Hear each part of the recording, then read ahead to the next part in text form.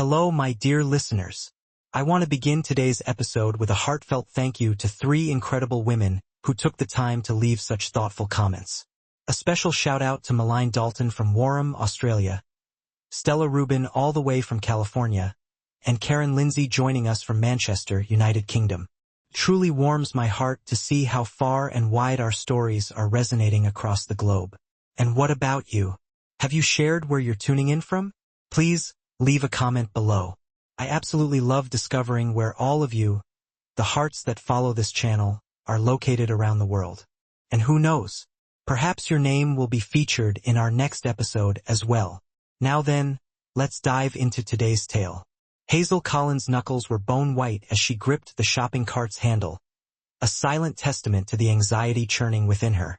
The overly bright fluorescent lights of the suburban grocery store seemed aggressively determined to ruin her day, reflecting harshly off the polished linoleum floor and amplifying the saccharine Christmas music that piped through the overhead speakers. The air itself felt thick with forced festivity. She was supposed to be feeling festive, but instead, a cold, creeping dread had settled over her like a winter fog. She clutched her phone to her ear, trying to navigate the crowded aisle while simultaneously enduring her mother's cheerful, yet subtly manipulative voice. "Oh, darling, your cousin Tiffany's wedding photos are simply divine. She looks so happy, and she's only 22. Imagine. It just makes a mother wonder, doesn't it?" Hazel's heart began to hammer against her ribs, a frantic physiological response to the familiar, invisible pressure. She knew exactly where this conversation was headed. At 27, she was a successful corporate lawyer, and the only thing she had managed to successfully commit to in the last 5 years was her ever-demanding quarterly billable hours. "Mom, I'm happy for Tiffany, truly," Hazel said, forcing a calmness she definitely didn't feel. She expertly steered the cart around a towering display of holiday eggnog, nearly knocking over a gingerbread house kit in the process. "But I'm just picking up a few things before I drive up to the farm. I have a mountain of work to clear before the holiday break even begins." "Of course, dear. Just remember your Aunt Carol and Aunt Susan will be there. They've already asked me if you're bringing anyone this year. I just told them you were too busy saving the world, but they do worry about you being alone." The words landed like small, sharp stones, each one carefully aimed. Hazel felt a familiar wave of shame and frustration wash over her, as predictable as the tides. It wasn't just her family, it was the unspoken expectations of her entire small hometown, a place where success was measured not by courtroom victories, but by wedding rings and baby carriages. She had built a fortress of professional success in the city, a glittering edifice of billable hours and partnership track ambitions. But every Christmas, she returned to face the jury of her family, where her career achievements counted for absolutely nothing against the empty space beside her at the dinner table.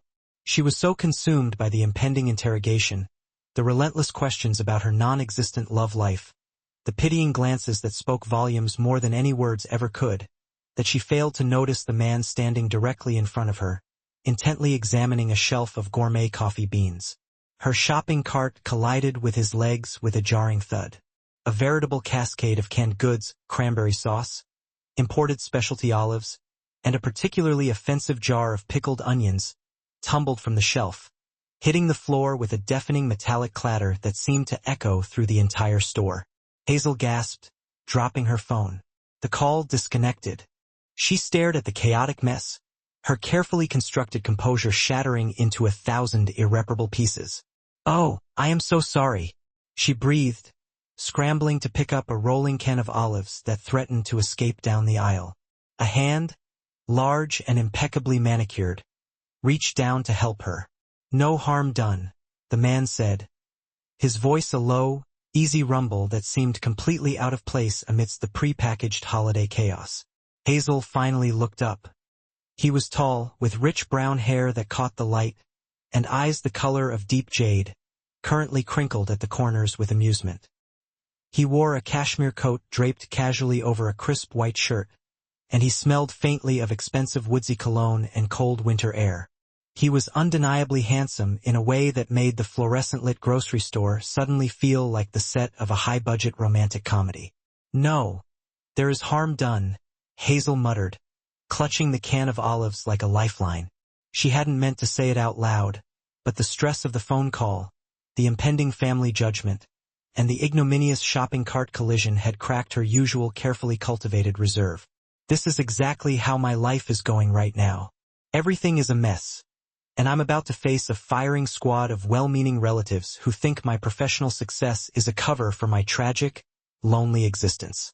She stopped, horrified at her impulsive confession to a complete stranger. She felt her cheeks flush crimson. The man simply smiled, a slow, genuine curve of his lips that reached his mesmerizing green eyes. He finished stacking the last of the cans with practiced ease. A firing squad, you say? He asked, his tone playful, yet undeniably intrigued. He leaned against the shelf, crossing his arms, his gaze analytical, yet entirely focused on her. And what exactly do they expect you to bring to this execution? A fiancé, Hazel confessed, the word escaping her in a tired sigh. Or at least a serious boyfriend. Someone to prove that I haven't completely sacrificed my personal life to the altar of corporate law. She expected him to laugh, or perhaps offer a sympathetic nod and walk away, chalking her up to another holiday-stressed city transplant. Instead, a dangerous, thrilling glint entered his eyes, like a mischievous spark igniting a hidden fire. He seemed to be considering her predicament with genuine interest, as if she were a complex equation he was determined to solve. He took a step closer, reducing the distance between them until Hazel could feel the faint warmth radiating from his body, a comforting contrast to the cold dread that had been clinging to her all day. The world outside their small chaotic bubble of spilled olives and piped-in Christmas music seemed to fade away, as if someone had slowly turned down the volume.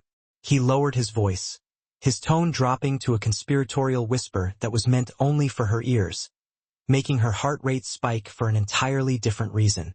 I have a proposition for you, Advocate Collins, he murmured, the sound sending a shiver down her spine. My life has been dreadfully tedious lately. I need an adventure, and you clearly need a shield. He paused, letting the weight of his next words settle in the air between them, thick with possibility. Take me. I will be your Christmas boyfriend. Hazel stared at him, her mind reeling. The audacity, the sheer intoxicating madness of the suggestion. She opened her mouth to laugh, to dismiss the idea as absurd, a fleeting moment of holiday-induced insanity. But the look in his eyes, a look of serious, almost bored intent, stopped her cold. He was absolutely serious. You're insane, she managed, her voice barely a breath. He shrugged, his easy confidence unwavering.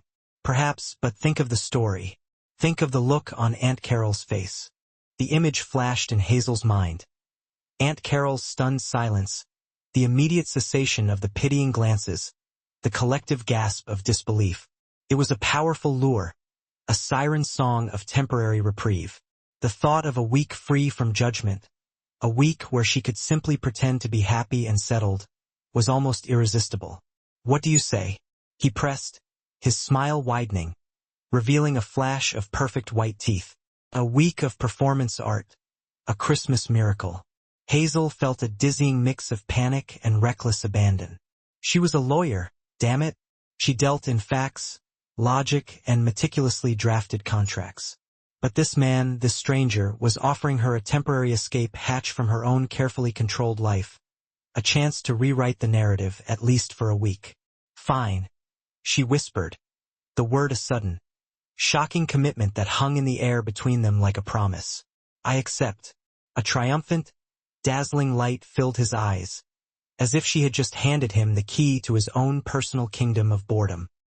He extended his hand, not for a handshake, but to gently take the can of olives from her trembling fingers. Excellent, he said, his voice laced with amusement. The name is Brandon. Hazel felt a wave of cold realization wash over her. A sudden, terrifying panic that tightened her chest. This was real. This was happening.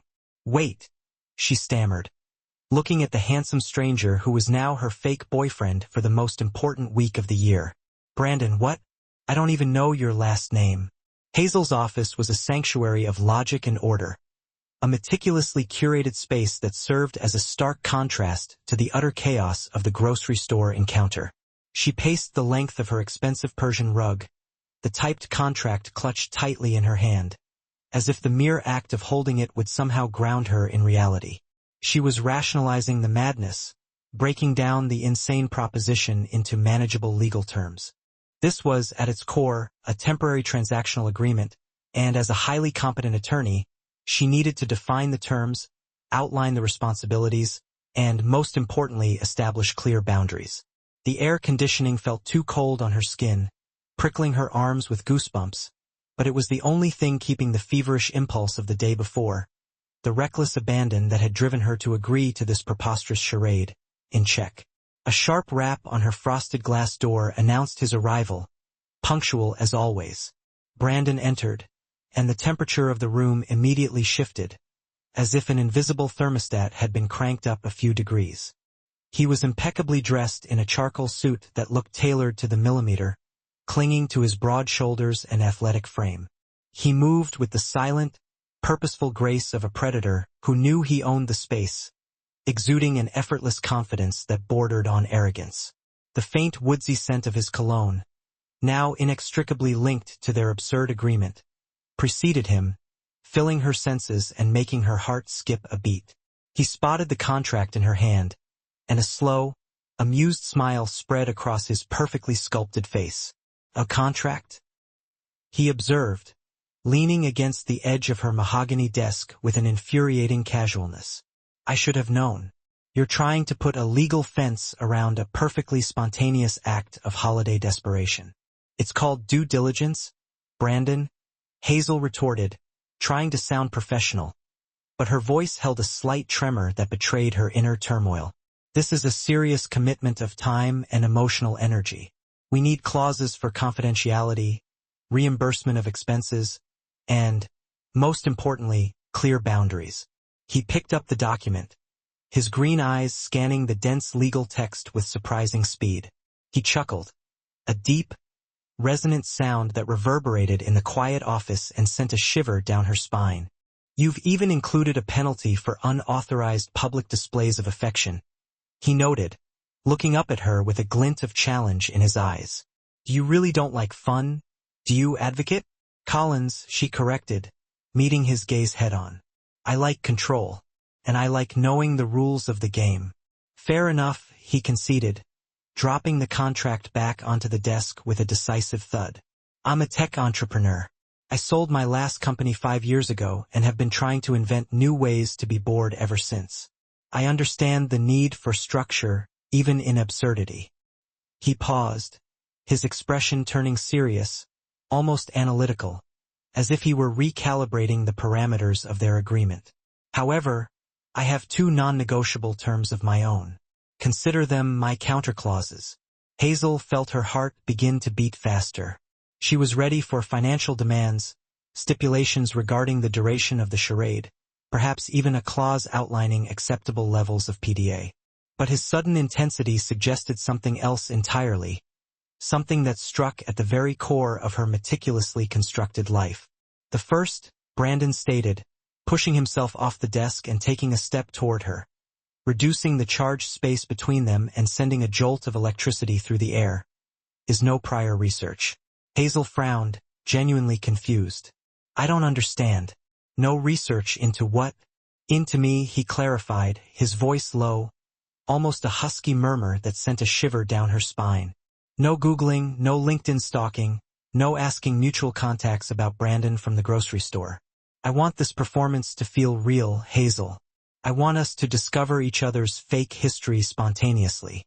If you know everything about me beforehand, you'll be acting based on facts, not on the energy of the moment. It will ruin the fun, and it will ruin the performance." Hazel's internal reaction was a sharp spike of panic.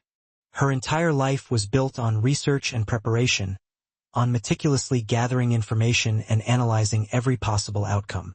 This clause was a direct assault on her need for control, forcing her to rely on instinct, on intuition, on the very things she had spent years suppressing. "That's reckless," she whispered, the word barely audible. "That's the point," he countered, his eyes holding hers captive, locking her into his gaze. He then delivered his second clause, the one that truly sealed the deal and defined the stakes of their audacious game. He returned to the desk and tapped the contract with his index finger, the sound echoing in the otherwise silent office. "And the second is the fixed-term clause," he announced, his tone suddenly devoid of all playfulness, replaced by a steely resolve that brooked no argument. "This arrangement is strictly temporary.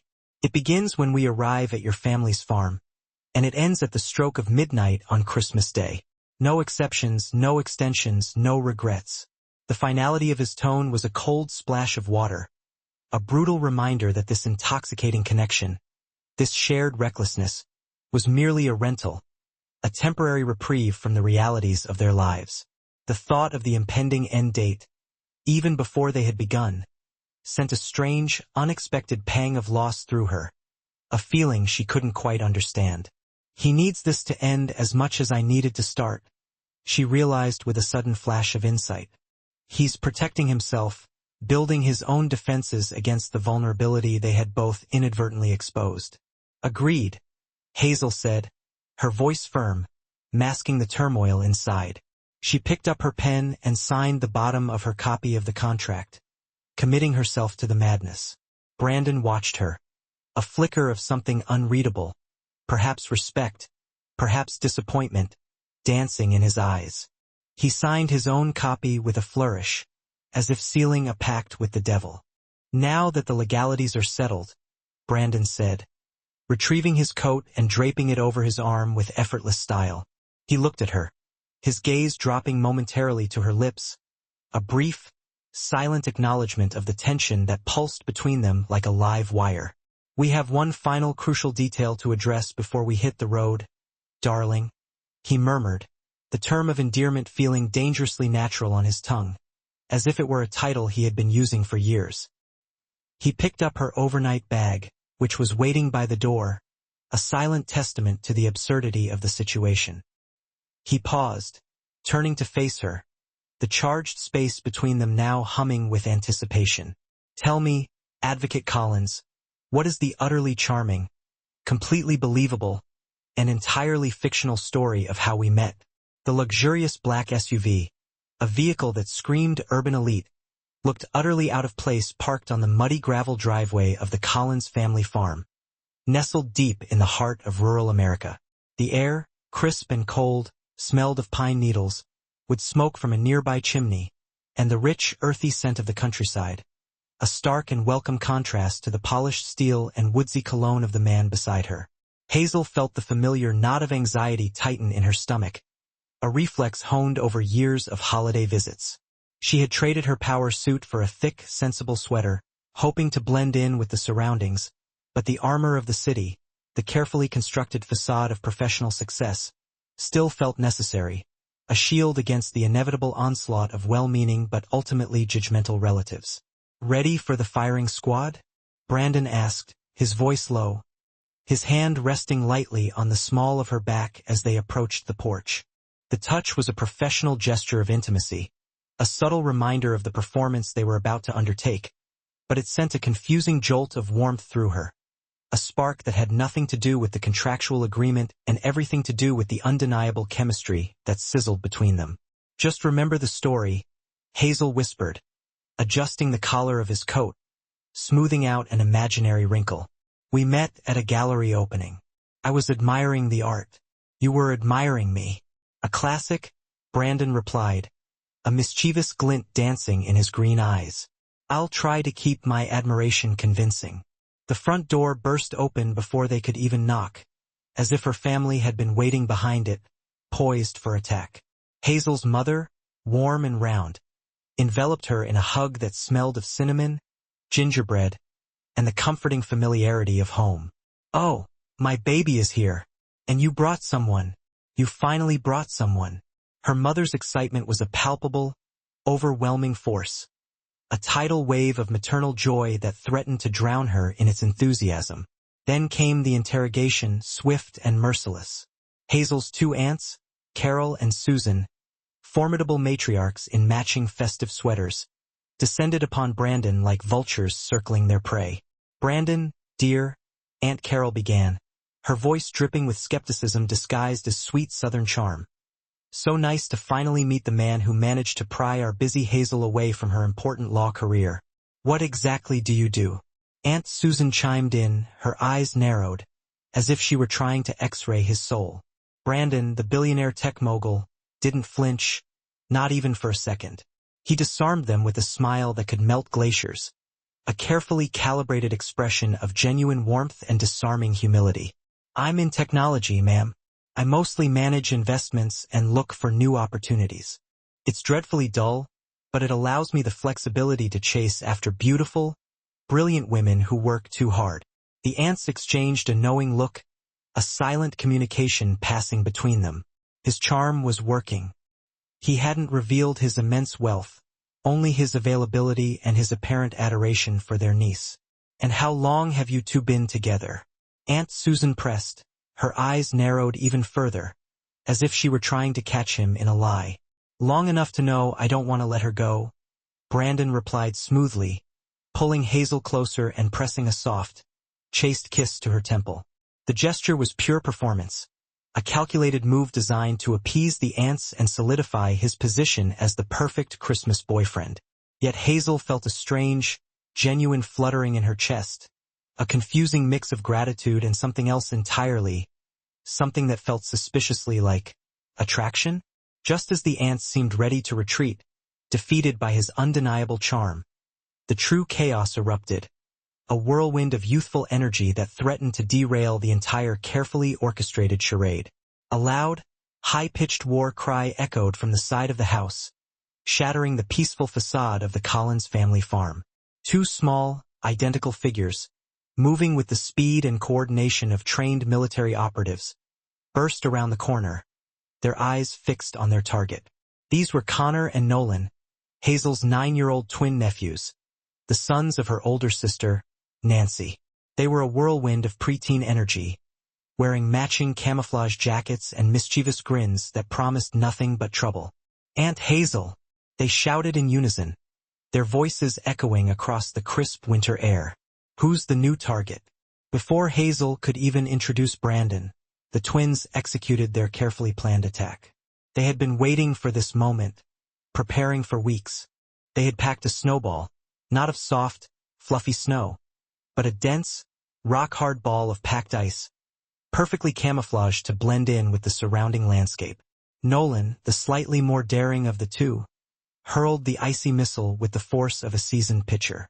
It was aimed with precision, not at Brandon's face, but at the crown of his perfectly coiffed, expensive brown hair. The impact was a surprisingly loud thwack that reverberated through the air. Hazel gasped, horrified. Her mother shrieked, covering her mouth with her hand. The aunts looked on, scandalized by the unexpected assault. Brandon froze, a single drop of melted ice trickling slowly down his temple, tracing a path through his perfectly styled hair. Hazel waited for the inevitable explosion, the outburst of irritation, the demand to leave, the abrupt and humiliating end of the contract before it had even truly begun. This was, after all, a man who valued order and control, a man who had built his empire on precision and meticulous planning. Instead, Brandon slowly turned to face the twins, his expression unreadable for a moment, a brief flicker of something that looked suspiciously like amusement in his eyes. He wiped the melted ice from his hair with a casual flick of his wrist, a wide, genuine smile spreading across his face, transforming his sophisticated features into something almost boyish. He crouched down, bringing himself to their level, meeting their gaze with an intensity that belied his playful demeanor. The transition from sophisticated CEO to playful conspirator was instantaneous, seamless. "Good job, agents," he said, his voice a low, approving rumble that seemed to vibrate in the air between them. "A solid hit, but a professional always checks the perimeter." He pointed to the roof of the porch, his eyes twinkling with mischief. "If you had hit me from the roof line, you would have had better cover and a more surprising angle of attack." Connor and Nolan stared at him, their mouths agape, their initial triumph replaced by stunned admiration. They had expected anger, recrimination, perhaps even a stern lecture. What they hadn't expected was a tactical analysis of their snowball-throwing technique from a man who looked like he had just stepped out of a magazine.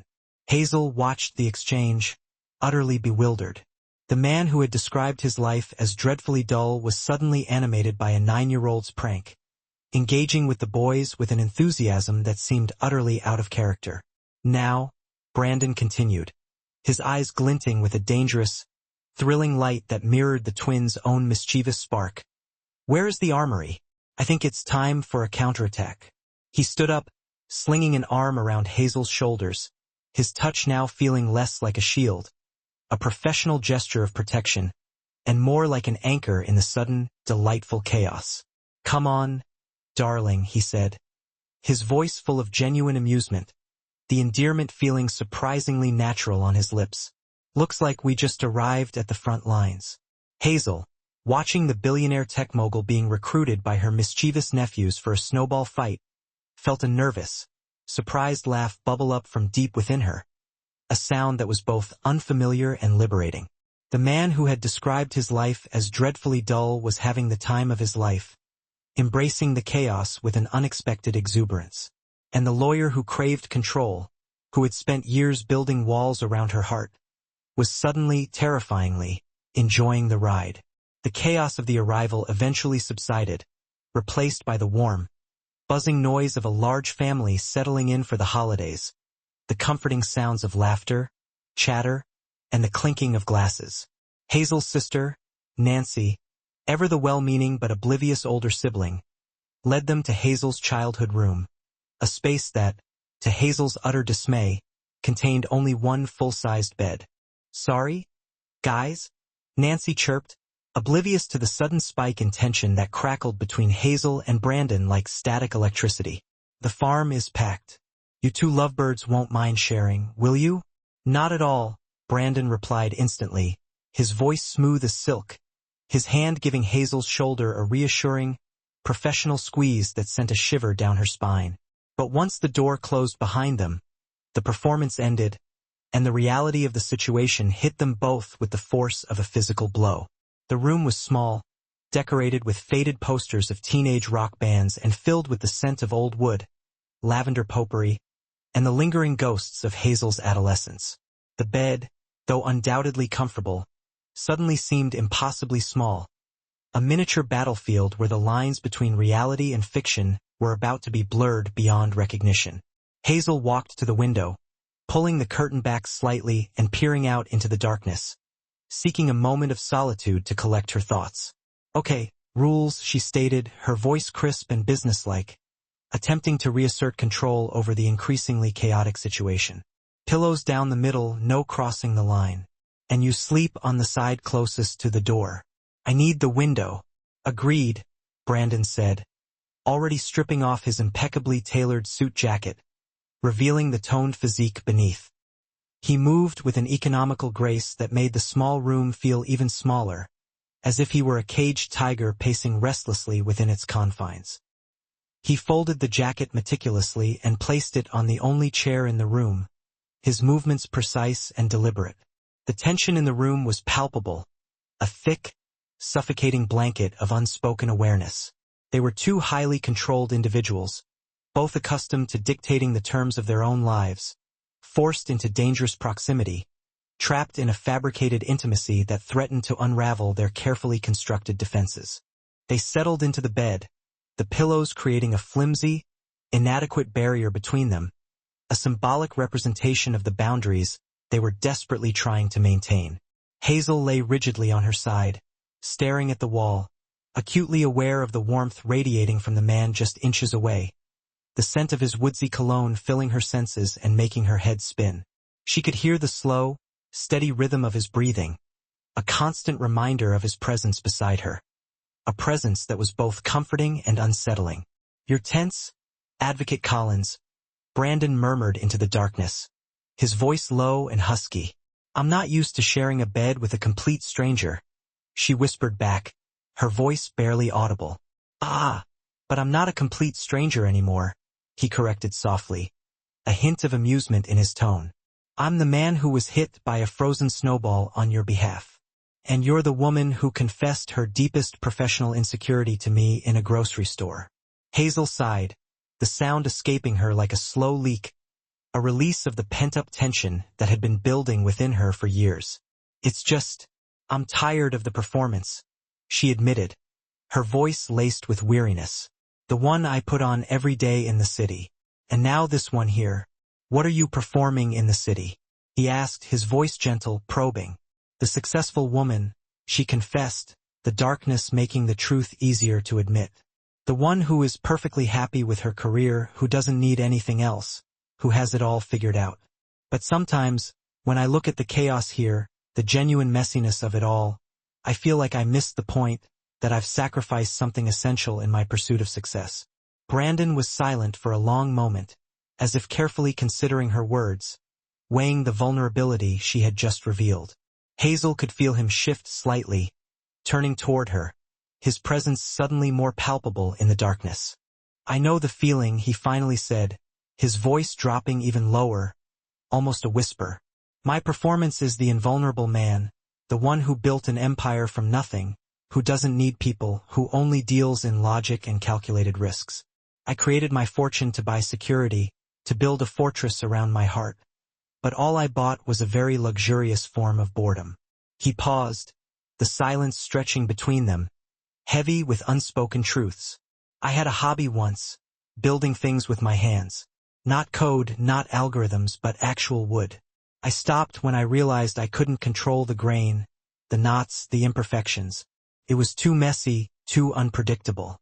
Hazel felt a surprising surge of empathy for this man. This seemingly perfect stranger who had so unexpectedly entered her life. She knew that feeling, the fear of the uncontrollable, the desire to impose order on a world that often defied it. I used to draw, she admitted, her voice barely audible, a confession whispered into the darkness. Portraits, mostly, but I stopped when the lines weren't perfect, when the shading wasn't precise. The pursuit of perfection became paralyzing, stifling my creativity. They lay in the darkness, two people defined by their need for control, sharing secrets that had nothing to do with their fake relationship and everything to do with their real fears, their hidden vulnerabilities. The air between them was now heavy with a dangerous shared vulnerability, a silent acknowledgement of the walls they had both built around their hearts. Hazel felt her eyelids growing heavy, the weight of the day's events, the emotional roller coaster of the past 24 hours, finally taking its toll. The tension in her shoulders began to ease, the rigidness of her posture softening.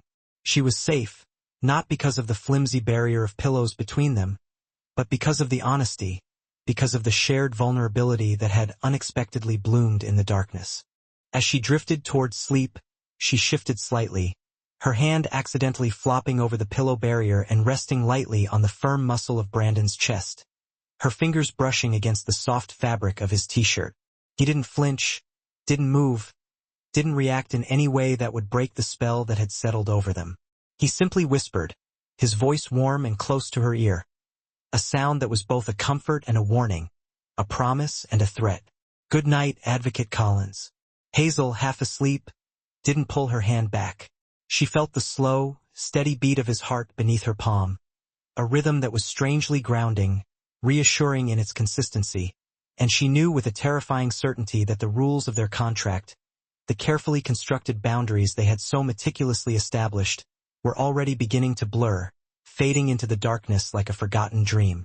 Hazel woke up not to the gentle sounds of a farm morning, the crowing of a rooster or the lowing of cattle, but to the acrid smell of something burning, and the high-pitched, gleeful shrieks of the twins, their voices filled with an unrestrained joy that bordered on mania.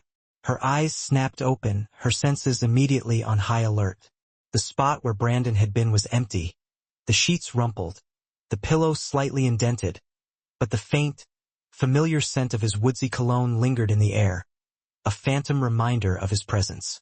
She scrambled out of bed, pulling on a robe and shoving her feet into a pair of well-worn slippers, her mind immediately racing to disaster scenarios. Fire, sabotage, complete and utter chaos. She burst into the kitchen, a whirlwind of professional panic, ready to assess the damage and implement a strategic plan for damage control.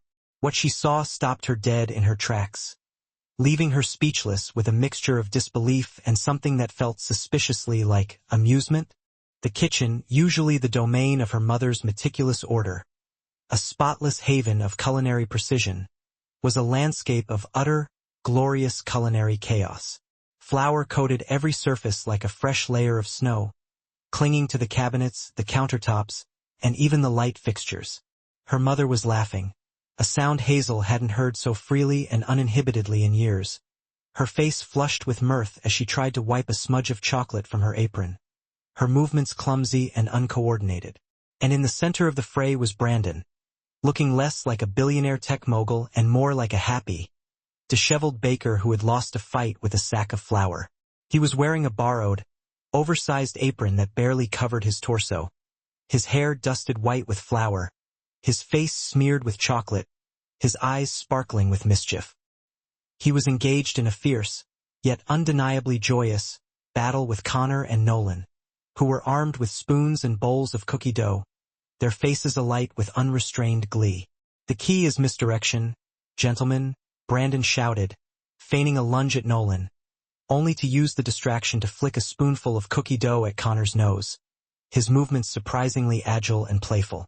"You can't just let them do this, Mom," Hazel exclaimed, her voice tight with disbelief, her carefully cultivated composure beginning to fray at the edges.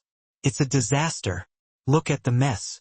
Brandon turned, his flour-dusted face breaking into a wide, challenging grin that dared her to join the fun. He looked at Hazel, the controlled, tense lawyer who was so clearly uncomfortable with the spontaneity of the situation, and then back at the mess, his eyes sparkling with mischief. "She's right, Mrs. Collins," he said to her mother, his voice laced with mock seriousness. "Your daughter is clearly suffering from a severe case of adultitis. She needs immediate, aggressive intervention." Before Hazel could even begin to protest, Nolan, taking his cue from Brandon, scooped a handful of flour from the counter and launched it with surprising accuracy, the powdery substance heading straight for her face. Hazel ducked just in time, the flour missing her by a hair's breadth and exploding against the wall behind her.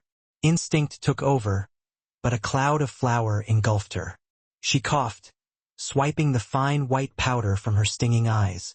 The surprise gave way to an unfamiliar, thrilling anger. Something inside her finally snapped. "Oh, you want a war, do you?" she challenged, her voice low and dangerous. Hazel grabbed the nearest weapon, a hefty bag of powdered sugar, and ripped it open with a vengeance. What followed was a glorious, uninhibited spree of pure, childish glee. Hazel, the ever-composed lawyer, became a sugar-fueled whirlwind, chasing the twins around the antique dining table and pelting them with sweet ammunition.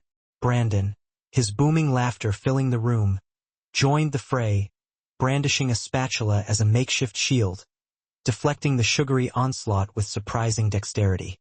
When the last of the powdered sugar was flung, they all collapsed onto the flour-strewn floor, breathless, sticky, and aching with laughter.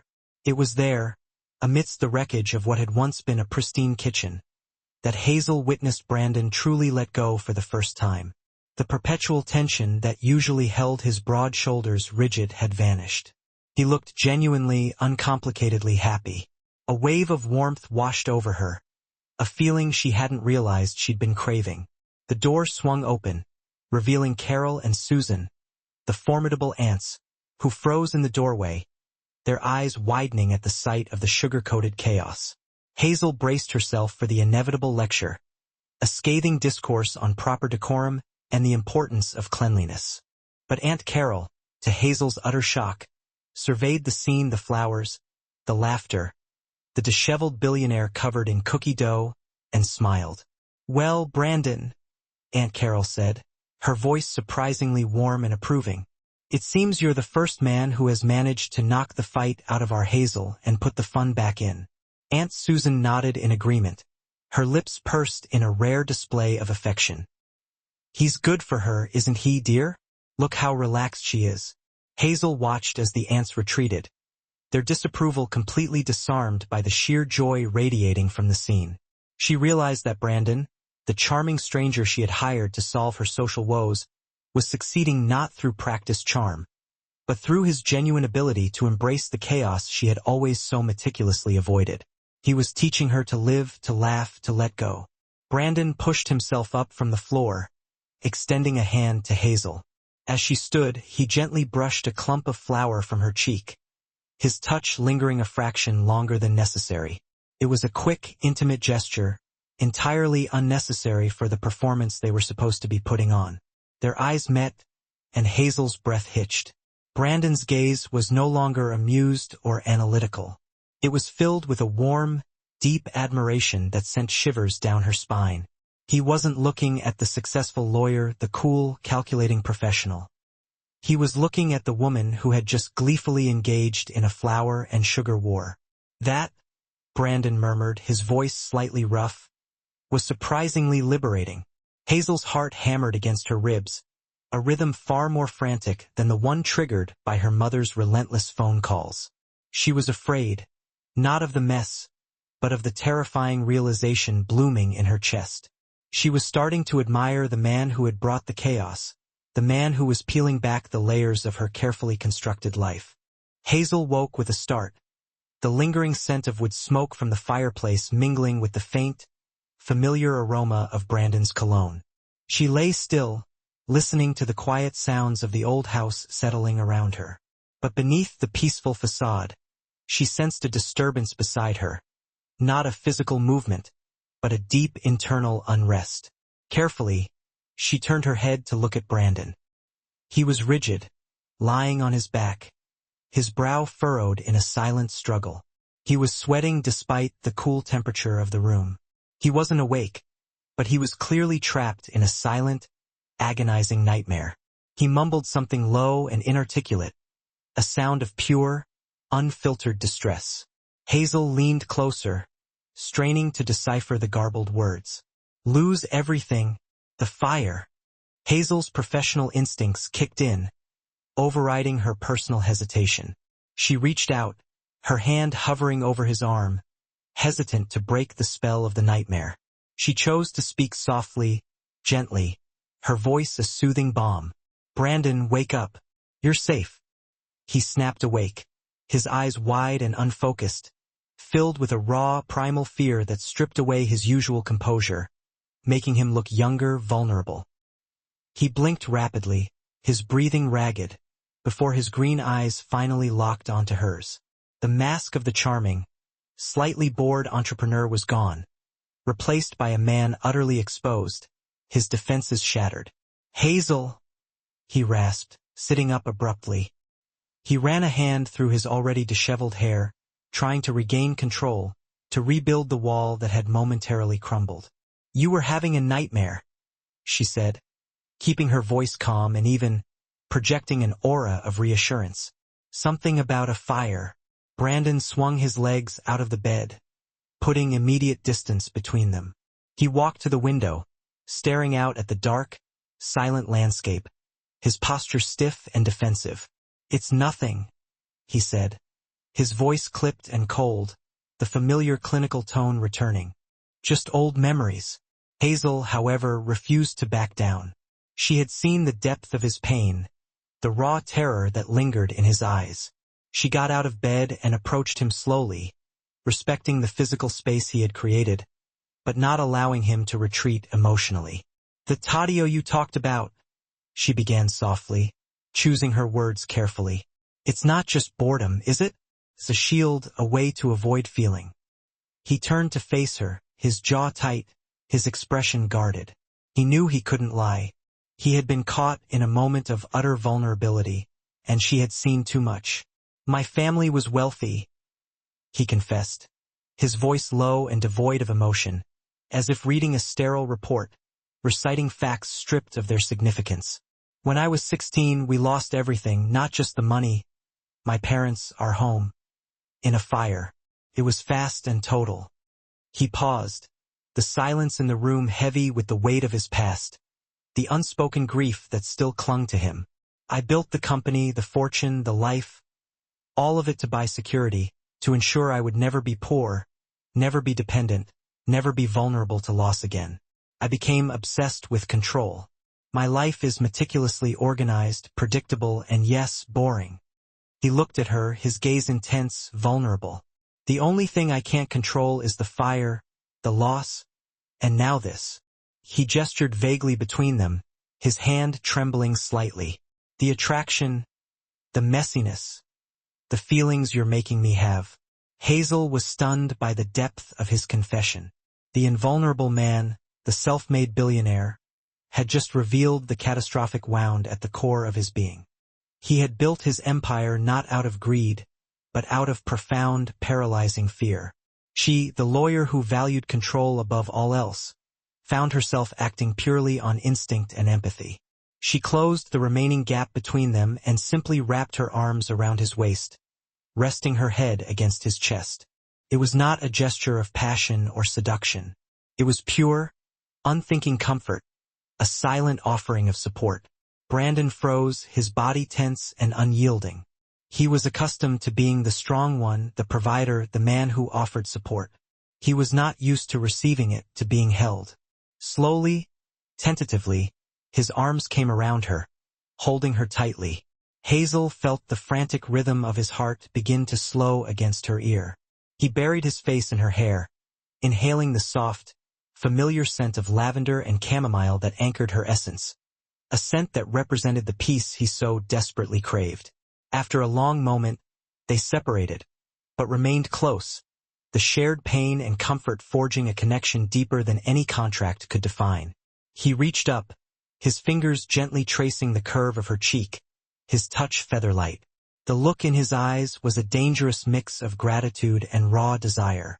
"I shouldn't have told you that," he whispered, his voice thick with emotion, a confession of his own vulnerability. "You're making me feel things I swore I would never feel again." Hazel, her own heart pounding a chaotic rhythm, didn't answer with words. She simply leaned in, closing the final inch between them, challenging the rule of the contract and the ironclad rules of his own life. The air crackled with the terrifying, beautiful possibility of what was about to happen, the promise of a future neither of them had dared to imagine. The next day, the atmosphere in the farmhouse was thick with the unspoken consequences of the previous night's intimacy. Hazel and Brandon maintained a careful distance, their interactions meticulously polite and functional, each struggling to rebuild the walls that Brandon's confession and Hazel's comforting embrace had shattered. The weight of their shared vulnerability hung heavy in the air. The family, however, was oblivious to the internal turmoil raging within the two protagonists. The day was dedicated to the chaotic, heartwarming tradition of decorating the massive, sprawling Christmas tree, an activity that usually filled Hazel with dread. Hazel, dressed in a simple pair of jeans and a comfortable worn sweater, was surprisingly relaxed, a stark contrast to the controlled persona she usually presented in the city. She was laughing genuinely, directing the twins on where to hang the most precarious ornaments, her eyes sparkling with an unfamiliar joy. Brandon watched her from the doorway of the living room, a silent observer. He saw the easy warmth in her eyes, the way she moved with a natural grace that was absent when she wore her lawyer's armor. He realized, with a growing sense of certainty, that he was falling for this version of Hazel, the one who embraced the messiness of life, the one who drew portraits in her mind, the one who offered comfort without judgment. The climax of the tree decorating arrived, the placement of the star, the final touch that would complete the festive masterpiece. As Nancy hoisted the twins onto a ladder to position the glittering ornament, Aunt Carol, the master manipulator, seized her opportunity. "Oh, look, everyone," she announced, her voice carrying over the festive den, a mischievous glint in her eye. "Mistletoe." She held up a sprig of green leaves and berries, positioning herself strategically between Hazel and Brandon, her intentions clear. "It's a tradition, dears," she trilled, pushing Hazel gently toward Brandon, her face beaming with expectation. "A little holiday cheer." Hazel's mind raced, her thoughts colliding in a flurry of panic. "This is a performance," she reminded herself. "Keep it light. Keep it professional. Maintain the facade." Brandon stepped forward, his eyes locked on hers, an unreadable expression in their depths. He didn't look amused. He looked intense, focused, as if the mistletoe was not a silly holiday tradition, but a critical juncture in a high-stakes negotiation. The space between them, normally charged with unspoken tension, was now a live wire under the scrutiny of the entire family. He placed his hands on her waist, pulling her close. The contact was firm, possessive, and ostensibly for the benefit of the audience. "Don't worry," he murmured, his breath warm against her ear, sending a shiver down her spine. Just a quick peck for the crowd. But when his lips met hers, it was anything but quick or professional. The kiss started as a performance, a light, theatrical brush, a mere formality. But the moment their lips connected, the months of repressed tension, the shared vulnerability of the night before, the dangerous proximity, all exploded in a single, overwhelming surge of emotion. It was a kiss that demanded a response, a kiss that shattered the carefully constructed boundaries they had both tried so hard to maintain. It was deep, consuming, and utterly real. Hazel's hands instinctively went to his chest, clutching the soft fabric of his sweater, grounding herself in the present moment. She tasted with smoke and a hint of mint and the intoxicating flavor of him. The sound of the family, the music, the chaos, all faded into a distant hum, a muffled background noise. There was only the heat, the pressure, and the terrifying, breathtaking realization that this was not acting. This was something far more dangerous, far more real. When Brandon finally pulled back, they were both breathless, their senses reeling. The air was thick and silent, charged with unspoken desire. The family was watching, their eyes wide with anticipation, but neither of them noticed the audience. Hazel looked into his eyes, and the playful glint was gone, replaced by a raw, unguarded expression of shock and something far more terrifying, genuine affection. He had felt it, too. The kiss had been a confession, a silent acknowledgement of the feelings they had both been trying to deny. The terrifying realization hit Hazel with the force of a physical blow, knocking the wind out of her. She had hired a fake boyfriend to avoid the pressure of her family, but in doing so, she had created a genuine, overwhelming problem for herself. She had fallen for the man she was contractually obligated to let go. Brandon, equally stunned, slowly released her waist, as if burned by the intensity of their connection. He looked at his own hands, then back at her, his eyes wide with a mixture of desire and self-reproach. The performance was over. The contract was broken, and the holiday was only half over. The aftermath of the kiss under the mistletoe was a suffocating silence that settled over the farmhouse like a thick fog, dampening the festive cheer. Hazel and Brandon avoided eye contact, communicating only through strained, overly polite exchanges, their voices carefully devoid of emotion. The genuine affection they had shared was now a dangerous, volatile secret, a landmine waiting to explode.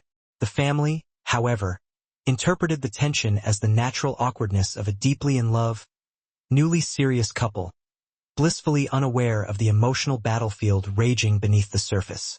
The emotional strain, combined with the cold farm air, took its toll on Hazel. She woke up the next morning with a raw throat and a dull, throbbing headache, her body aching with fatigue. She tried to dismiss it, popping painkillers and attempting to join the family for breakfast, determined to power through. Brandon, however, noticed immediately. His clinical eye, honed by years of analyzing data and assessing risk, zeroed in on her flushed cheeks and the slight tremor in her hands, recognizing the telltale signs of illness. "You have a fever," he stated, his voice devoid of emotion, yet carrying the authority of a diagnosis, brooking no argument. "I'm fine," she insisted weakly, trying to sip her coffee, her voice raspy. In a move that surprised everyone, including Hazel herself, Brandon took the cup from her hand. "You're not fine. You're running on fumes and stress. You need rest and hydration." He took charge with the same efficiency he would use to run a multi-million-dollar negotiation, his actions swift and decisive. He marched her back to the bedroom, ignoring her protests, and fetched a thermometer, his jaw set with determination. 5, he announced grimly, reading the digital display. Flew. Get under the covers. I'll be back. And for the rest of the day, the billionaire tech mogul became her hyper-efficient, reluctant nurse, attending to her needs with a surprising degree of care. He was brusque, his bedside manner entirely clinical, devoid of sentimentality, but his actions spoke volumes. He brought her hot herbal tea, measured her medication doses precisely, and ensured she was comfortable, fluffing her pillows and adjusting the blankets. He canceled his plans to go into town, staying close, working on his laptop in the corner chair, a silent guardian. He didn't offer comfort or kind words, but he offered competence and unwavering care. Later that evening, as the house quieted down, Hazel felt a little better. The fever had broken, leaving her weak but clear-headed. She found Brandon on the back porch, wrapped in a thick blanket, staring out at the falling snow, his face etched with a familiar sadness. The cold air seemed to suit him, providing the distance he craved, a physical manifestation of his emotional detachment. She approached him slowly, carrying 2 steaming mugs of hot chocolate, a small offering of gratitude.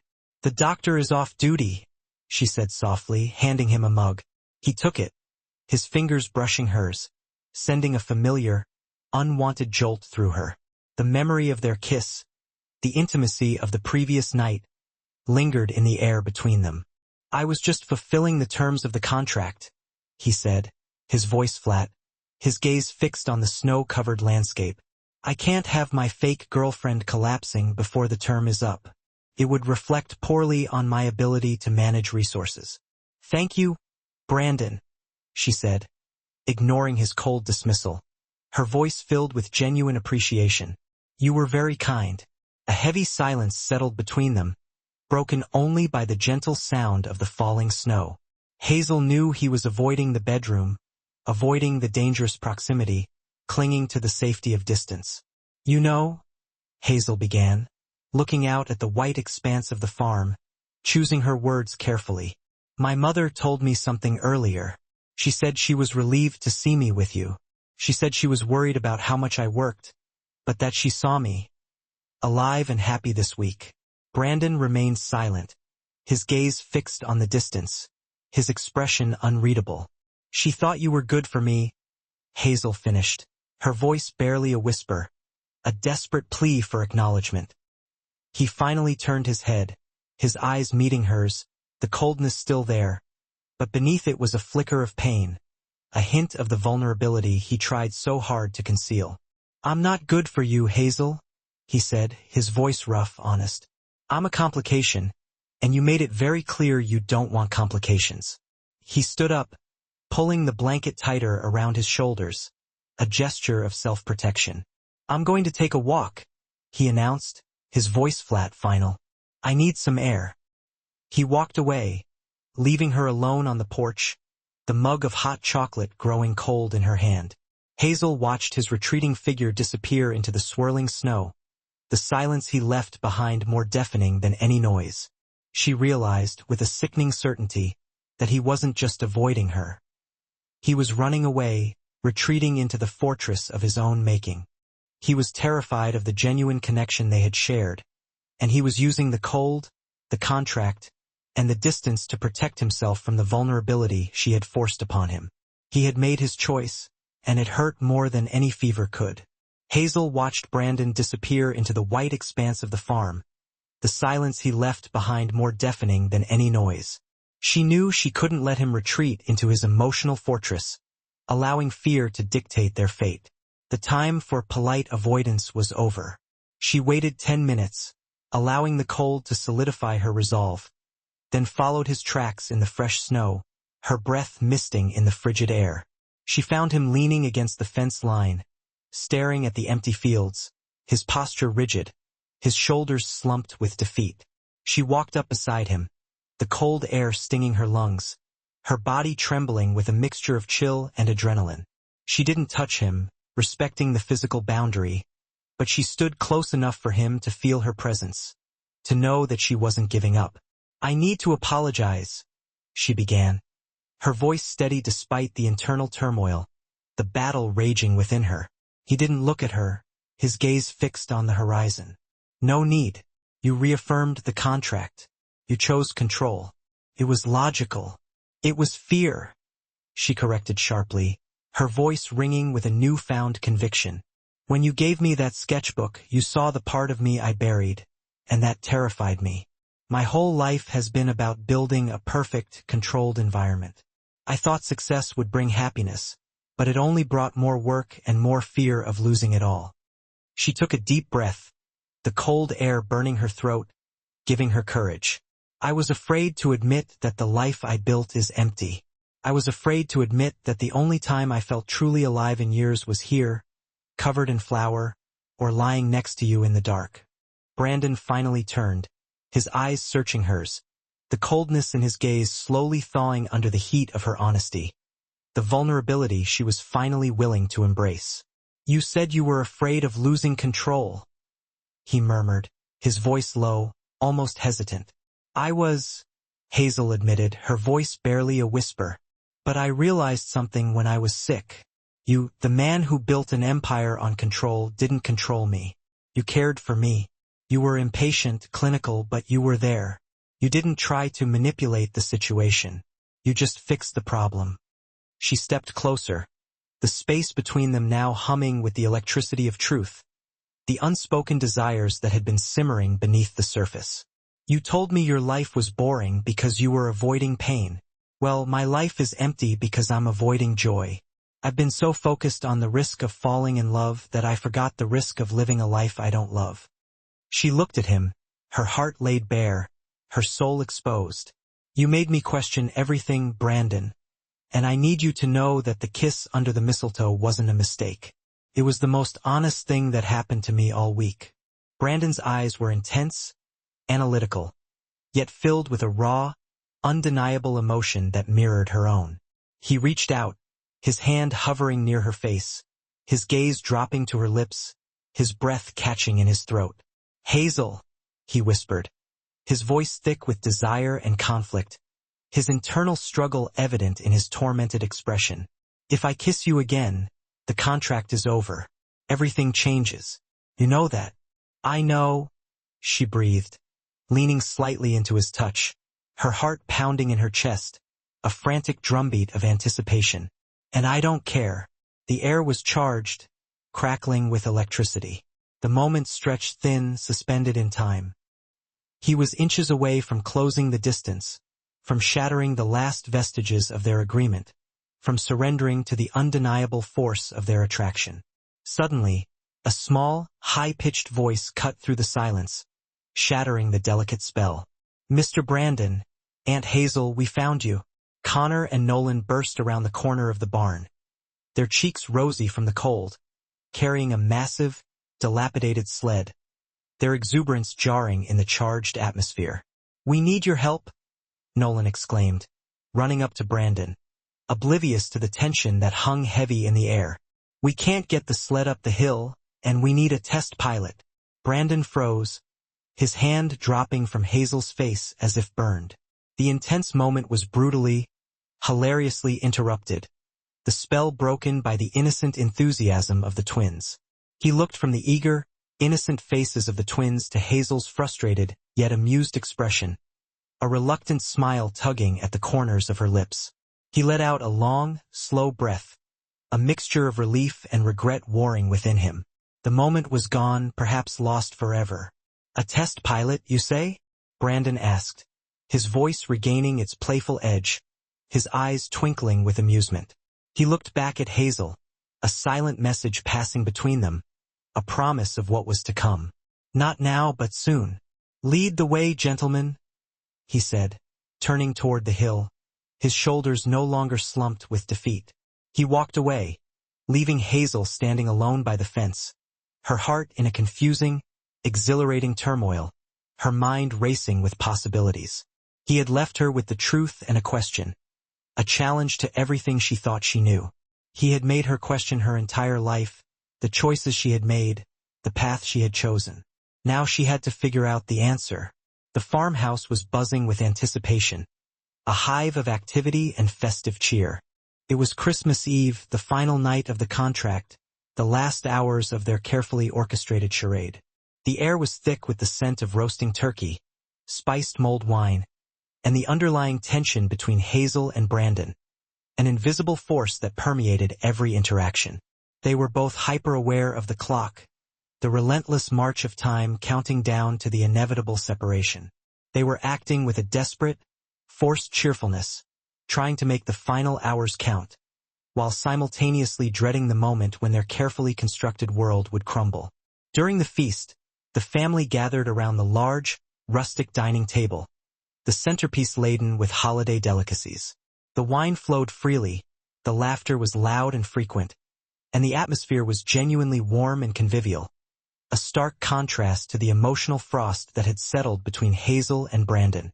Hazel's father, a quiet, thoughtful man who rarely spoke at length, stood up, tapping his glass with a spoon, silencing the boisterous chatter.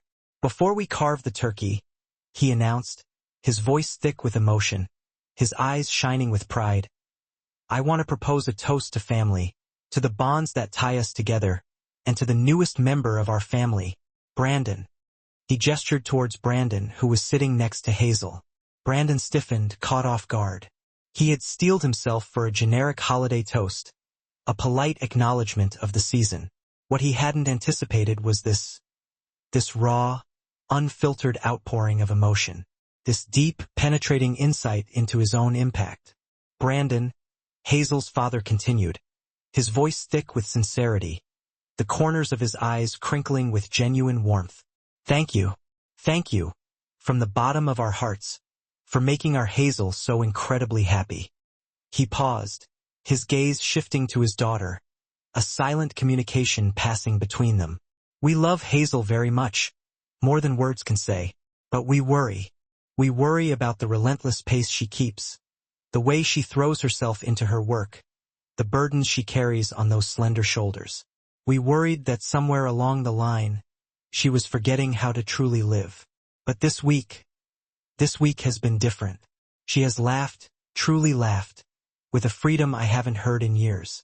She has been gloriously messy, endearingly silly, and, most importantly, she has been present. Fully, completely present." He raised his glass, the light catching the crystal. "Brandon, you have a good heart, a truly good heart. You have somehow, in your own unique way, brought our girl back to us. Thank you for making her feel safe enough to be herself, to shed the armor she wears for the world and just be."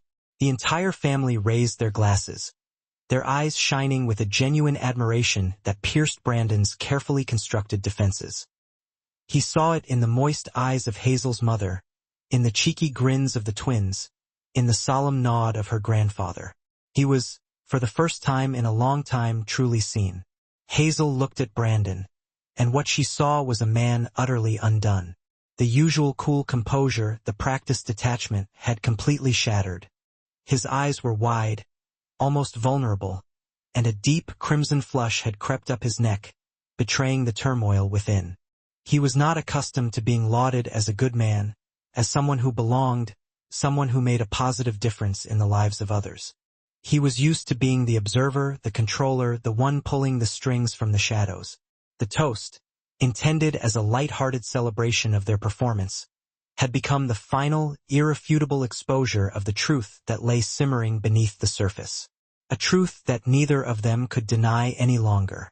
Hazel and Brandon locked eyes, and the realization was mutual, devastating in its clarity. The performance, the carefully constructed charade, had somehow imperceptibly morphed into their reality. They were no longer faking it. The affection, the easy camaraderie, the profound sense of belonging they felt within this family, it was all undeniably real. The carefully erected walls around their hearts had crumbled, leaving them exposed and vulnerable, but also liberated. The antique clock on the mantelpiece chimed 11 times, each strike a heavy hammer blow against the fragile beauty of the moment. 1 hour left, 60 minutes until the carefully constructed artifice would dissolve, leaving them to face the cold, harsh light of reality. The family, oblivious to the silent drama unfolding between Hazel and Brandon, began to clear the table, their voices cheerful as they migrated to the living room for the final round of gift-giving.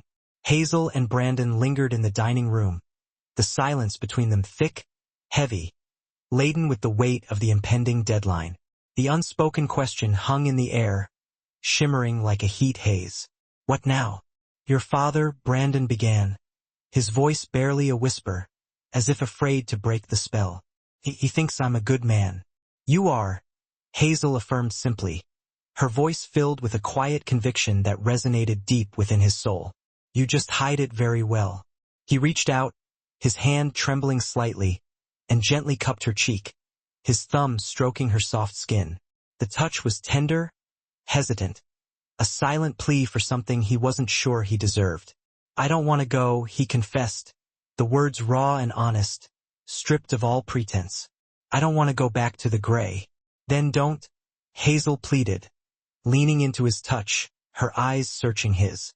"We can talk. We can figure it out. There has to be a way."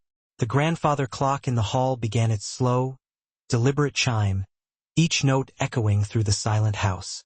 Dong, dong, dong.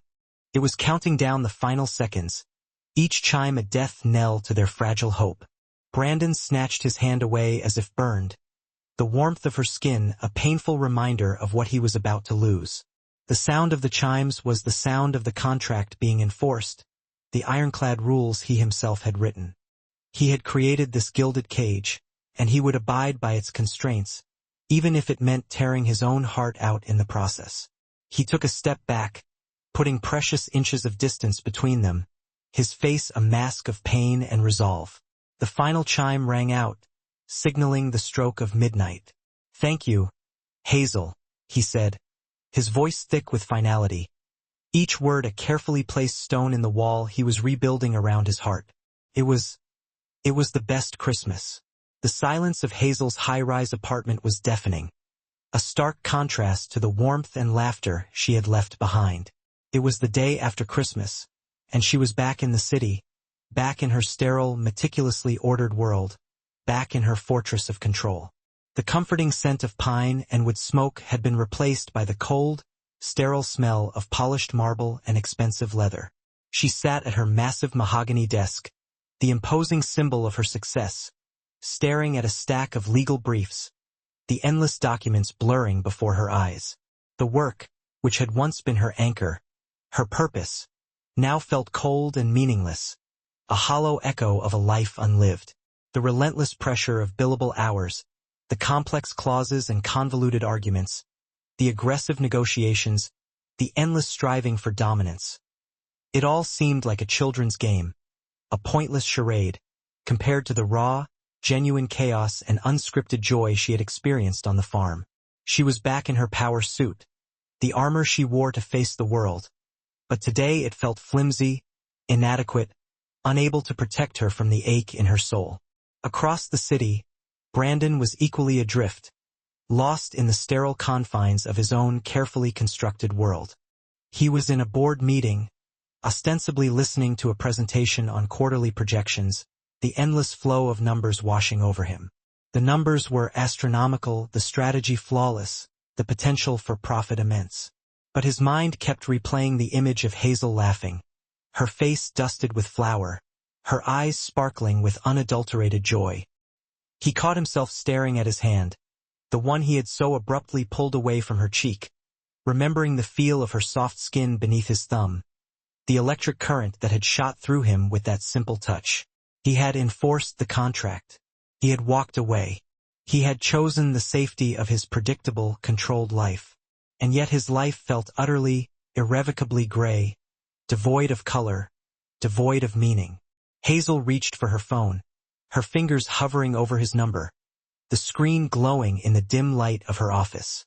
She wanted to text him, to reach out across the void that separated them, to ask if he was okay, to tell him that the silence was unbearable, that the memory of his touch haunted her waking hours. But the fear of rejection, the paralyzing fear of confirming that the connection, the spark, had only been real for her, held her back, chained her to her desk, a prisoner of her own making. She typed out an unscripted message, pouring her heart into the words, then deleted it with a sigh, the cold, hard reality of her choice crashing down upon her. Brandon, in his equally sterile office, picked up his phone, the sleek device feeling heavy in his hand. He typed out a message, carefully crafting each word to convey gratitude without betraying the depth of his feelings. "Thank you for a memorable week." He stared at it, realizing how cold and inadequate the words were, how they failed to capture the transformative power of their time together. He deleted it, the blank screen a testament to his self-imposed prison. He had made his choice. He wouldn't compromise her control, wouldn't risk shattering the fragile peace she had so carefully constructed by reaching out, by revealing the turmoil within his own heart. They were trapped in a loop of mutual fear, each convinced that the other was better off without them. Hazel finally pushed the legal briefs away, the weight of the unread documents suddenly unbearable. She couldn't focus, couldn't concentrate, couldn't escape the gnawing emptiness that consumed her. She needed a distraction, something, anything, to break the suffocating silence. Her eyes fell on the gift he had given her, the leather-bound sketchbook, lying forgotten on the edge of her desk. She picked it up, the smooth, thick paper a welcome texture against her trembling fingers. She hadn't drawn in years, not since she had traded her artistic aspirations for the cold, hard pursuit of success. She picked up a charcoal pencil, the familiar weight comforting in her hand, and without conscious thought began to sketch, her hand moving almost of its own accord. The image that emerged was not a geometric pattern, not a still life, not the meticulously planned designs she used to create. It was something entirely different, something raw and from the heart. It was the farm rendered in loving detail, the sprawling porch, bathed in the soft glow of winter sunlight, the crooked fence line, dusted with snow, the thick blanket of white that covered the fields, stretching out to the horizon. And in the foreground, two small figures, the twins laughing, their faces bright with joy, pulling a sled up a snow-covered hill, with a tall, broad-shouldered man helping them, his head thrown back in laughter. She stared at the finished sketch, the image vibrating with a life and energy she hadn't realized she had forgotten. It wasn't just a drawing. It was a portrait of home, a home she hadn't realized she was missing, a home she hadn't known she craved until he had shown her what it felt like to belong, to be loved, to be truly seen. A profound, hollow ache settled in her chest, a deep and persistent longing for something she had foolishly thrown away. She had chosen her career, her control, her carefully constructed illusion of perfection. But the choice felt empty, meaningless, a hollow victory in a war she didn't even want to fight. The life she had built, the life she had sacrificed so much for, was no longer enough. She looked at the drawing of Brandon, his face animated and free, a far cry from the controlled, calculating CEO she knew. The man she had hired to play a role, the man she had thought was incapable of genuine emotion, had somehow shown her what was real, what truly mattered in life. She closed the sketchbook, the weight of the realization a cold, hard stone in her gut. She had let the best part of her life walk away at the stroke of midnight, sacrificing her happiness on the altar of ambition. 2 weeks after Christmas, the illusion of Hazel's perfect, controlled life shattered completely, the cracks in her facade widening into gaping fissures. She was in a high-stakes meeting with her senior partner, Mr. Henderson, a man she had idolized since she joined the firm, discussing a massive corporate litigation case, a case that could make or break her career. Hazel had poured weeks of her life into preparing the defense, meticulously researching every angle, crafting a strategy she believed in with every fiber of her being. She believed absolutely in the integrity of her client, a large corporation accused of environmental negligence. Mr. Henderson, a man she had always seen as the epitome of legal success, a paragon of ethics and professionalism, was dismissive of her strategy, his eyes cold and distant, his demeanor arrogant and distracted. "Your passion is admirable, Collins," he sneered, tapping a pen against her meticulously prepared brief, barely glancing at the carefully crafted arguments she had poured her heart and soul into. "But passion doesn't win cases. And frankly, you lost the case. We need to focus on damage control now, minimizing the fallout and protecting the firm's reputation." "I didn't lose the case, sir," Hazel countered, her voice tight with professional indignation. her carefully constructed composure beginning to fray at the edges. The evidence was overwhelming. The facts were on our side. We should have won. Evidence is fluid, Collins, he said, his eyes avoiding hers, a subtle shift in his demeanor that sent a shiver of unease down her spine. Perception is everything. And the perception is that we lost. He then made a subtle yet damning comment about her lack of focus since the holidays, insinuating that her recent distraction, whatever it may have been, was to blame for the loss. His words were like a slap in the face, a blatant attempt to undermine her confidence and shift the blame. Later that day, a former colleague, now a disgruntled whistleblower, slipped Hazel an anonymous tip, a single cryptic email that contained a link to a hidden file. The truth hit her with the force of a physical blow, leaving her reeling in disbelief. Mr. Henderson, her mentor, her idol, had intentionally thrown the case, accepting a massive bribe from the opposing side to ensure they won. The entire firm, the prestigious institution she had dedicated her life to, was built on a foundation of corruption and unethical dealings, a house of cards built on lies and deceit. The disillusionment was total, complete, and utterly devastating. The profession she had idolized, the fortress she had built her life around, was rotten to the core, infested with greed and moral decay. The success she had chased so relentlessly, the partnership she had strived so hard to achieve, was a lie, a hollow promise built on a foundation of corruption. She thought of Brandon's words on the cold porch, his voice filled with a quiet conviction that had resonated deep within her soul. The true risk is living a life that is not your own. The old Hazel, the ruthless, ambitious lawyer, would have fought back, armed with her legal expertise and unwavering determination. She would have gathered evidence, filed a complaint, launched a crusade to expose the corruption and bring the perpetrators to justice. But the new Hazel, the one who had laughed in a flower war, the one who had found comfort in vulnerability, the one who had glimpsed a different way of life, felt a profound, liberating weariness, a sense of exhaustion that transcended physical fatigue. She was done fighting, done striving, done chasing an illusion. She walked into Mr. Henderson's office, her spine straight, her demeanor calm, the fire of righteous indignation replaced by a quiet, unwavering resolve. "Mr. Henderson," she said, placing her resignation letter on his desk, the crisp paper a stark contrast to the cluttered surface. "I'm done." He scoffed, his eyes narrowing in disbelief. "Done, Collins? You're on the partnership track. You're on the verge of everything you've ever worked for. You can't just walk away." "I can," she stated simply, her voice devoid of emotion, her gaze unwavering. "I no longer wish to be a part of a system that values corruption over justice, that rewards greed and deceit. And frankly, sir, I don't want to be a part of a life that leaves me feeling this empty, this hollow, this utterly devoid of meaning." She turned and walked out, leaving the stunned partner and the high-powered firm behind, severing the ties that had bound her for so long. As the elevator doors closed, sealing her off from the life she had known, she felt a lightness she hadn't experienced in years, a sense of freedom that washed over her like a cool, cleansing rain. She had finally chosen herself over the illusion of success, had finally dared to step off the treadmill and embrace the unknown. Just as she stepped onto the bustling city street, her phone rang, the unfamiliar ringtone jarring in the cacophony of urban noise. It was an unfamiliar number, a number she didn't recognize. She hesitated for a moment, a flicker of apprehension crossing her face, then answered, her voice cautious. "Hello, Advocate Collins speaking."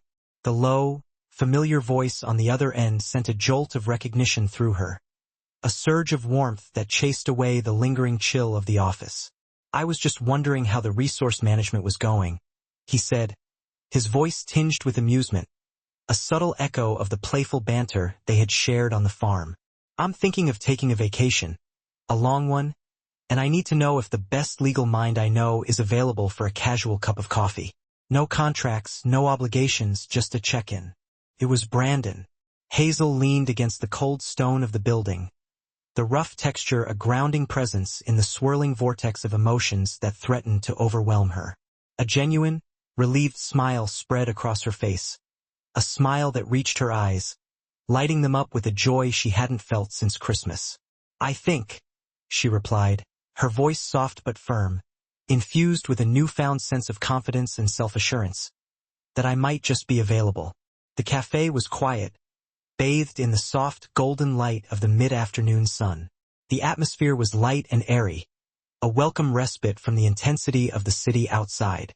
Yet, despite the relaxed ambience, the air between them vibrated with an undeniable energy, a palpable awareness of their shared history, the unspoken emotions that hung heavy in the air.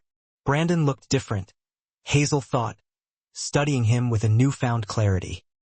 He looked relaxed, less guarded, less burdened by the weight of his responsibilities. He was dressed in casual clothes, jeans and a simple sweater, clothes that somehow still managed to look impeccably stylish. His green eyes, usually narrowed in shrewd calculation, were now soft and focused entirely on her, radiating a warmth that made her heart flutter. "You look different," Brandon observed, his voice low and intimate, a hint of admiration coloring his tone. "Lighter."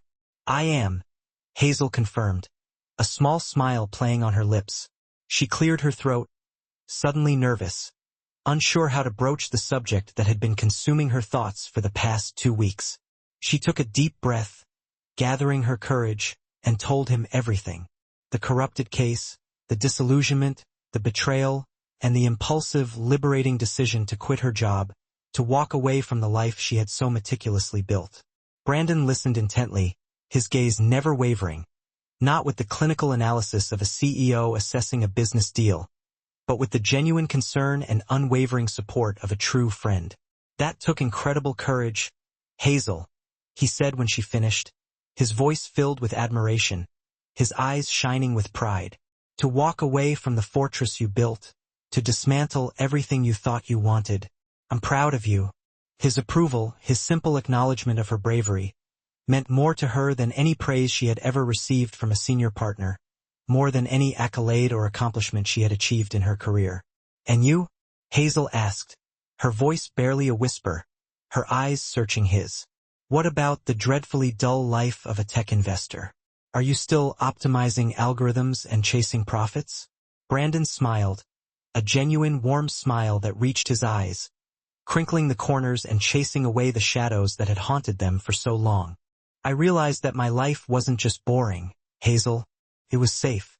And safety without joy, without passion, without a sense of purpose, is just a gilded cage, no matter how luxurious it may be. I've spent the last 2 weeks trying to figure out how to dismantle the cage without losing my mind in the process." He leaned forward, his expression earnest, his eyes locking with hers. "Being at the farm, seeing the way your family lives, the chaos, the laughter, the real connection, the genuine affection, it was a revelation. I realized I don't want to spend the rest of my life optimizing algorithms and chasing numbers. I want to build things that matter, things that connect people, things that make a real difference in the world." He paused, taking a deep breath, then delivered his proposal, not as a contract, not as a carefully calculated business transaction, but as an invitation, a heartfelt plea from a man who had finally found something worth fighting for. "I'm taking a sabbatical, a long one.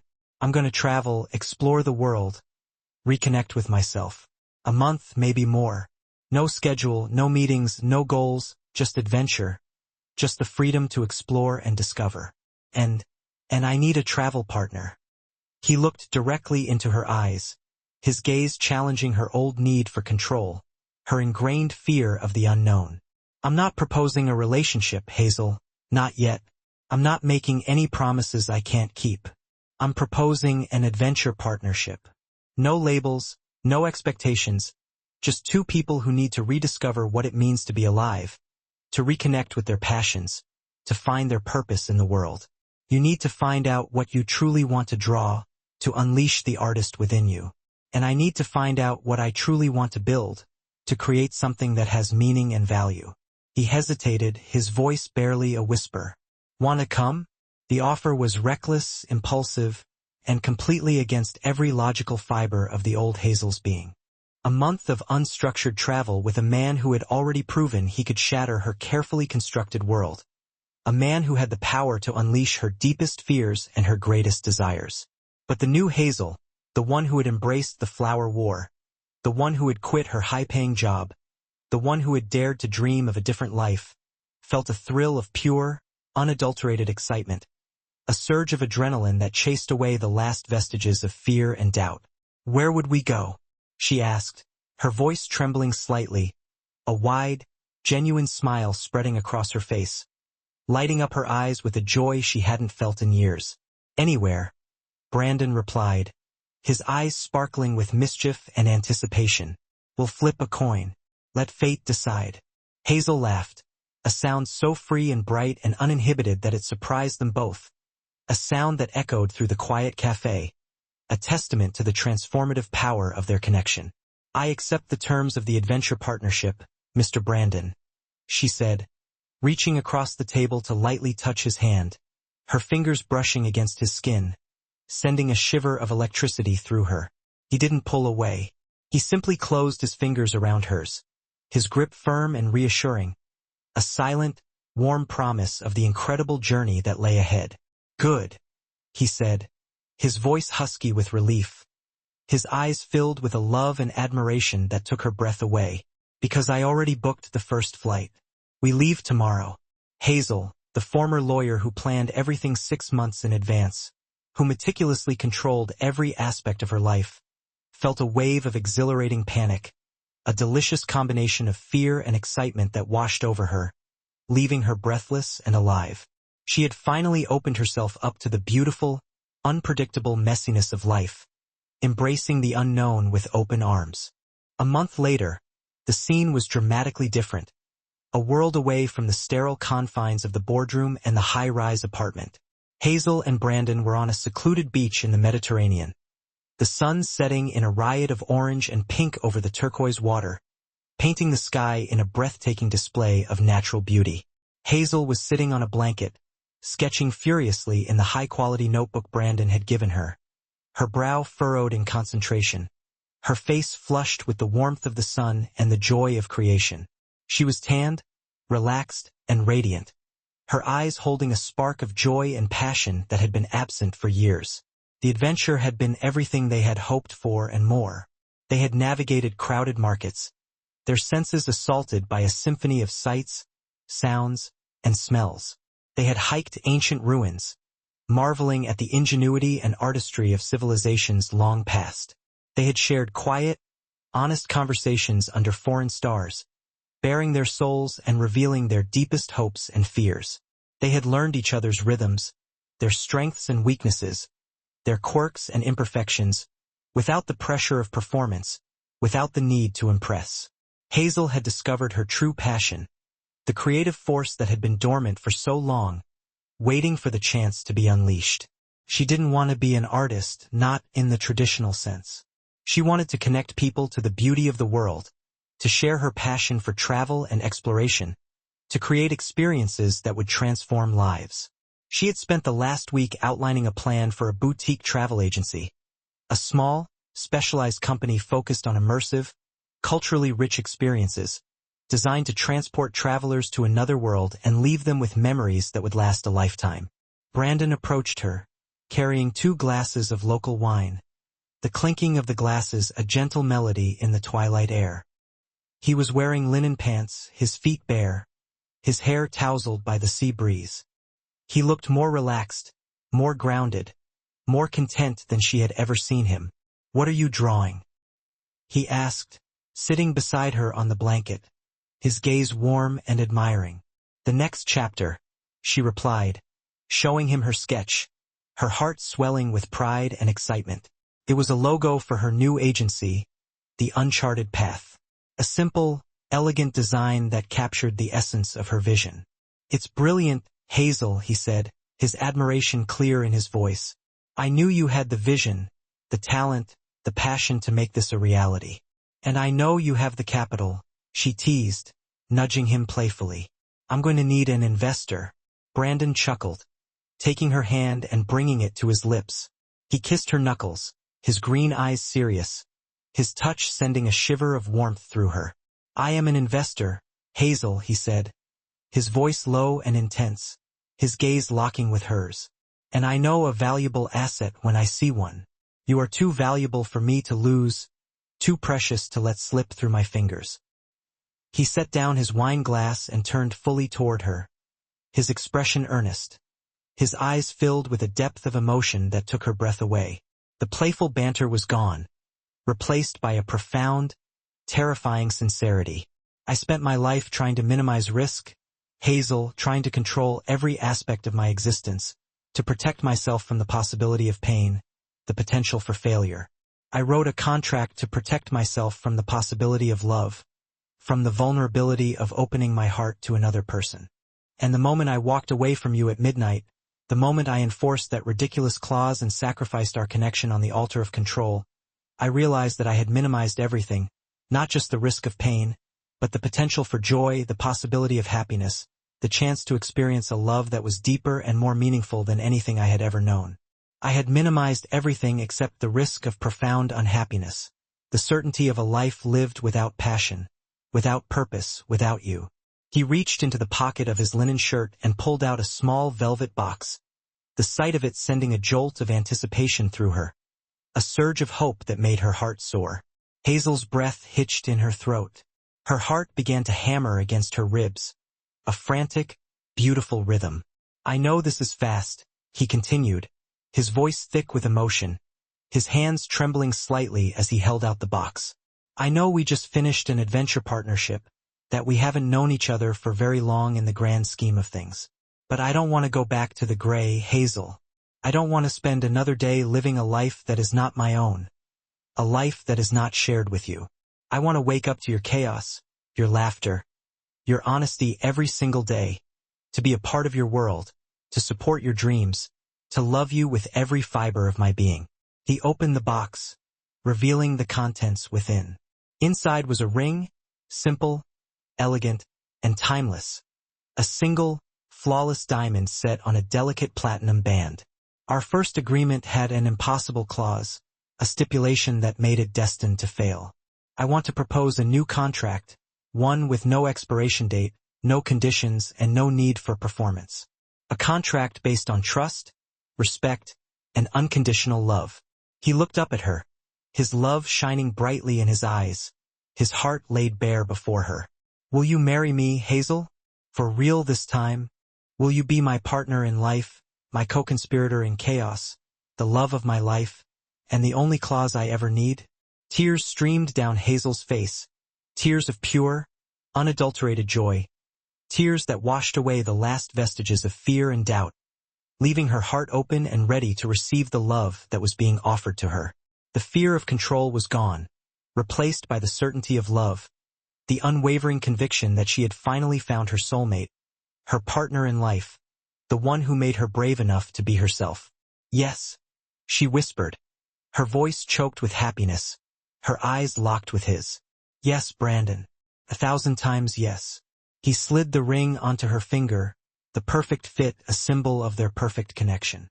He pulled her into his arms, kissing her with a depth of emotion that sealed their new, permanent agreement. A kiss that promised a lifetime of love, laughter, and adventure. 1 year later, the scene was back at the farm, the place where their unlikely love story had begun. It was Christmas Eve, and the house was even more chaotic than before, filled with the warmth of family, the scent of pine and gingerbread, and the sounds of laughter and celebration. Hazel and Brandon, now happily married, were watching the twins try to attach a string of lights to the roof of the barn, their faces flushed with exertion and excitement. Hazel's travel agency, The Uncharted Path, was thriving, exceeding all expectations, bringing joy and adventure to people all over the world. Brandon was her silent, supportive partner, having found his own joy in building her dream, using his business acumen and financial expertise to help her succeed. As the family gathered for dinner, the table laden with festive treats, Brandon pulled Hazel aside, his eyes sparkling with mischief. "I have one last piece of business to attend to," he said, reaching into his pocket. He pulled out a small folded piece of paper, a cocktail napkin, the very same napkin from the cafe where they had their first check-in, the place where their adventure partnership had officially begun. "Our final contract," he said, handing it to her with a flourish. She unfolded it, her eyes widening in surprise as she read the words he had written. His sharp, decisive handwriting, a familiar and comforting sight. The final clause. Party A, Brandon, and Party B, Hazel, hereby agree to prioritize chaos, laughter, and genuine affection over control, logic, and fear every single day for the rest of their lives. No exceptions, no regrets. Below it were their signatures, a permanent record of their commitment to each other, a testament to the transformative power of love. Hazel laughed, a sound of pure, unadulterated happiness, a sound that echoed through the house, filling it with warmth and joy. "This is the best contract you've ever written, Mr. Callister," she said, throwing her arms around him and pulling him close. He pulled her even closer, kissing her under the mistletoe that Nancy had strategically hung in the doorway, their lips meeting in a tender and passionate embrace. "Binding for a lifetime, Mrs. Callister," he murmured against her lips, his voice filled with love and gratitude. Their story had started with a desperate lie, a carefully constructed charade designed to escape the pressure of expectations. It ended with a simple, honest truth, a truth that had set them free and brought them together. The greatest adventure is not about conquering the world or achieving great success.